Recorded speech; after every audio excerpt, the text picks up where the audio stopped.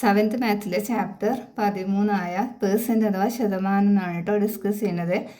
അപ്പോൾ ഈ ചാപ്റ്ററിൻ്റെ ഇൻട്രൊഡക്ഷനാണേ. അപ്പോൾ നമുക്കറിയാൻ പറ്റും അല്ലേ, നിങ്ങൾക്ക് ഓണക്കായ നിങ്ങൾ കേട്ടിട്ടുണ്ടായിരിക്കുമല്ലോ, ഇത്ര പെർസെൻറ്റേജ് റിഡക്ഷൻ ഉണ്ട്, ഓരോ ഷോപ്പുകളുടെ മുന്നിലും കാണാൻ പറ്റൂലേ. അപ്പോൾ 10% റിഡക്ഷൻ. അപ്പോൾ എന്താണ് ഈ 10% റിഡക്ഷൻ എന്ന് പറഞ്ഞാൽ ഉദ്ദേശിക്കുന്നത്? 10% റിഡക്ഷൻ എന്ന് പറഞ്ഞാൽ വിലക്കിഴിവ് കേട്ടോ. അങ്ങനെയാണെങ്കിൽ നമുക്ക് ഈ 10% റിഡക്ഷൻ എന്ന് പറഞ്ഞാൽ, അതായത് നമുക്ക് 10% എങ്ങനെ എഴുതാൻ പറ്റും? 10/100. അതായത് ഇതിനർത്ഥം എന്താ? 100 രൂപക്ക് നമ്മൾ എന്തെങ്കിലും പർച്ചേസ് ചെയ്യുകയാണെങ്കിൽ 10 രൂപ നമുക്ക് എന്ത് കിട്ടും? അവിടെ റിഡക്ഷനായിട്ട് കിട്ടും കേട്ടോ. അപ്പോൾ 20% എന്നുള്ളതിനാണെങ്കിൽ നമുക്ക് എങ്ങനെ പറയാൻ പറ്റും? 20. അപ്പോൾ 20% ആണെങ്കിൽ നമുക്ക് 20/100.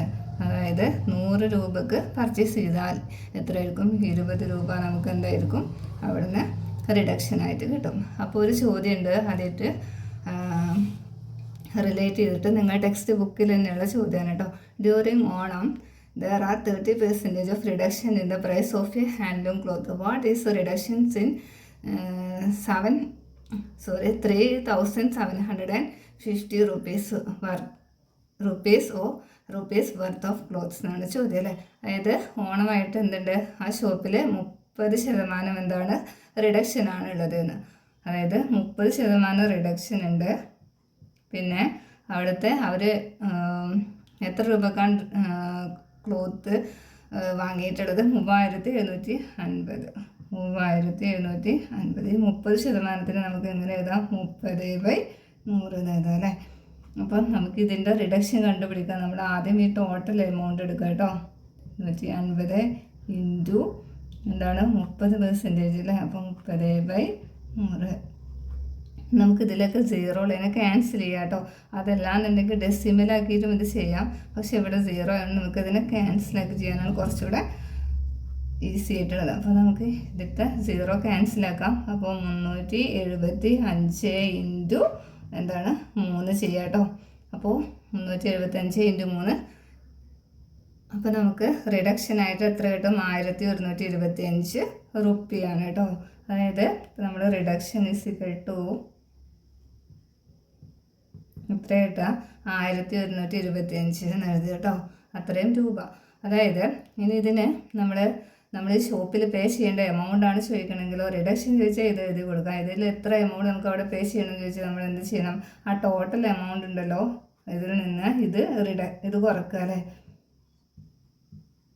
50 മൈനസ് എന്താണ് 1,125 ചെയ്യാം കേട്ടോ. ഇപ്പം നമുക്ക് ആൻസർ എത്ര കിട്ടും? 2,625. നമ്മൾ ഇപ്പോൾ ഈ ഷോപ്പിൽ പോയിട്ട് ഈ 30% റിഡക്ഷനുള്ള ഷോപ്പിൽ പോയിട്ട് 3,750 രൂപക്ക് നമ്മൾ ഡ്രസ്സ് വാങ്ങി നമ്മൾ എത്ര രൂപ കൊടുത്താൽ മതി? 2,625 രൂപ അവിടെ കൊടുത്താൽ മതി. ഇതാണ് ഇതുകൊണ്ട് ഉദ്ദേശിക്കുന്നത് കേട്ടോ. ഇനി ടെക്സ്റ്റിൽ തന്നെ ഉണ്ട് അടുത്തൊരു ക്വസ്റ്റ്യൻ. ഇനി cooperative bank fixed deposit for a year 1 are given 9% interest if 7,500 rupees are deposited. How much would be got after 1 year? ഒരാൾ കോപ്പറേറ്റീവ് ബാങ്കിൽ 1 ഇയറിന് അല്ലേ ഫിക്സഡ് ഡെപ്പോസിറ്റ് ആയിട്ട് 9% ഇൻട്രസ്റ്റ് ആയിട്ട് എമൗണ്ട് ഡെപ്പോസിറ്റ് ചെയ്തു. അപ്പോൾ അവിടുത്തെ ഇൻട്രസ്റ്റ് റേറ്റ് എത്രയാണ്? 9% ആണ്. അപ്പം 9 നമുക്ക് എന്ത് എഴുതാൻ പറ്റും? 9/100 എന്ന് എഴുതാം. പിന്നെ ഇവിടുത്തെ എമൗണ്ട് എത്രയാണ്? അവർ അവിടെ ഡെപ്പോസിറ്റ് ചെയ്ത എമൗണ്ട് എന്ന് പറഞ്ഞത് 7,500. അപ്പോൾ നമ്മളിതിൻ്റെ ഇൻട്രസ്റ്റ് എങ്ങനെ കണ്ടുപിടിക്കുക? ആഫ്റ്റർ 1 ഇയർ, ഒരു വർഷത്തിന് ശേഷം ഈ എമൗണ്ട് മാത്രമല്ല കിട്ടുക അല്ലേ, ഈ 9% എന്ത് കിട്ടും? അതിൻ്റെ 9% ഇൻട്രസ്റ്റ് കൂടെ തിരികെ കിട്ടും. അപ്പോൾ എങ്ങനെ നമ്മളത് കണ്ടുപിടിക്കുക? 7,500 ഇൻറ്റു 9/100. അപ്പോൾ നമുക്ക് 2 0 ഇടേണ്ട, 2 0 ക്യാൻസലാക്കാം. 75 ഇൻറ്റു 9 ചെയ്താൽ മതി അല്ലേ.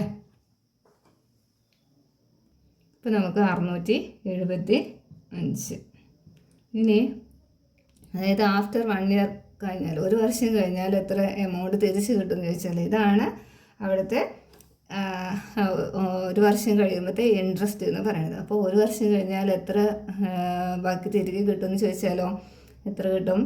അതായത് 7500 പ്ലസ് എന്താണ് 675 കൂടെ ആഡ് ചെയ്ത് കൊടുക്കുക കേട്ടോ.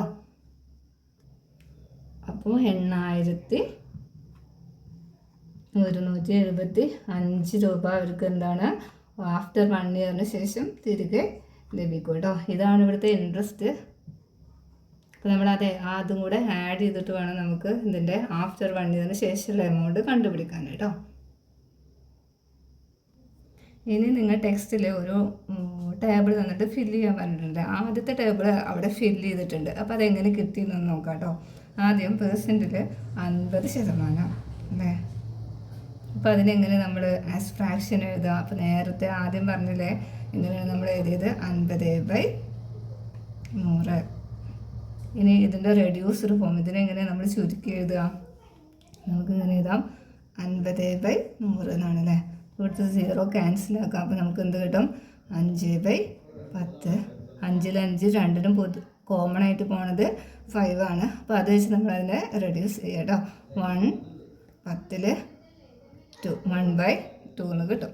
പിന്നെ അടുത്തത് എത്ര? 25% തന്നിട്ടുള്ളത് അല്ലേ.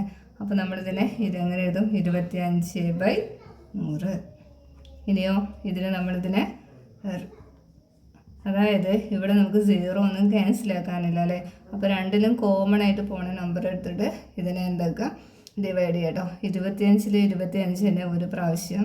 അപ്പോൾ 100ൽ എത്ര? 25 പോവുക 4 പ്രാവശ്യം അല്ലേ. 1/4 കേട്ടോ. 1/4 എന്ന് കിട്ടും. ഇനി നെക്സ്റ്റ് ടേബിൾ നിങ്ങളോട് ഫില്ല് ചെയ്യാൻ പറഞ്ഞിട്ടുണ്ട്. Can you fill in the second table എന്നല്ല ചോദ്യത്തിൽ 2 തന്നിട്ടുള്ളത് 75 അല്ലേ. അപ്പോൾ 75% ആണ് അല്ലേ.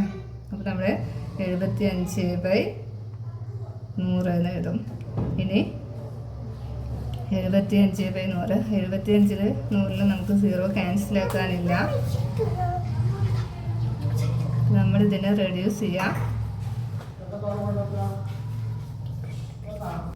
അതായത് രണ്ടിലും കോമൺ ആയിട്ട് പോണത് 25 അപ്പോൾ 25 75ൽ 3 പ്രാവശ്യം 100ൽ 4 പ്രാവശ്യം 3/4 3/4 എന്ന് കിട്ടും. ഇനിയോ 20% ആണ് കേട്ടോ. ഇത് 2 നിങ്ങൾ ടെക്സ്റ്റിൽ തന്നതാണ്. പിന്നെ ഇതാണ് തരാത്തത് കേട്ടോ. അപ്പോൾ നമ്മൾ 20% ഇങ്ങനെ കാണും 20/100. ഇവിടെ നമുക്ക് 0 ഉണ്ട് അല്ലേ. ക്യാൻസൽ ചെയ്യാൻ പറ്റും. അപ്പോൾ ഒരു 0 ഉള്ളൂ. ക്യാൻസലാക്കി 2/10. 2/10 പറഞ്ഞാൽ 2ൽ 2 ഒരു പ്രാവശ്യം. 10ൽ 2 5 പ്രാവശ്യം. 1/5 കേട്ടോ. അപ്പോൾ ഇതിൻ്റെ ടെക്സ്റ്റ് ആക്ടിവിറ്റി നമ്മൾ ഉള്ള ക്വസ്റ്റ്യനായിട്ട് അടുത്ത വീഡിയോയിൽ വരാം കേട്ടോ. ക്ലാസ്സിൽ വരാവുന്നതാണ്. അപ്പോൾ നിങ്ങൾക്ക് ചാനൽ ക്ലാസ് കണ്ടിട്ട് മനസ്സിലാവുകയാണെങ്കിൽ ചാനലൊന്ന് സബ്സ്ക്രൈബ് ചെയ്യുക, സപ്പോർട്ട് ചെയ്യുക, ഫ്രണ്ട്സിന് കൂടെ ഒക്കെ ഒന്ന് ഷെയർ ചെയ്യുക കേട്ടോ. പിന്നെ ലൈക്ക് ചെയ്യുക കേട്ടോ. Thank you.